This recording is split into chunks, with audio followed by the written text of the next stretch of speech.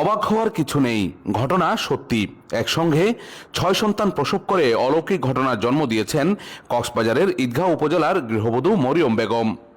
ঈদগাঁও জাগিরপাড়া এলাকার নূর আহমদের স্ত্রী তিনি। বর্তমানে 30 বছর বয়সী মা মরিয়ম বেগম ও 6 সন্তানের সবাই সুস্থ আছেন। শনিবার বেলা 1:18 দিকে ব্যথা নিয়ে হাসপাতালে যান মরিয়ম।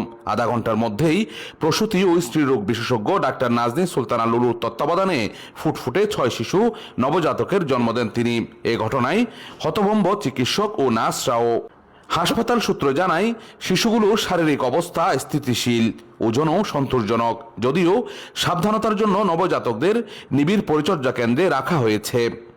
মরিয়মের এটাই প্রথম মাতৃত্ব নয়, এর আগেও তিনি জন্ম দিয়েছেন এক ছেলে ও এক মেয়ের।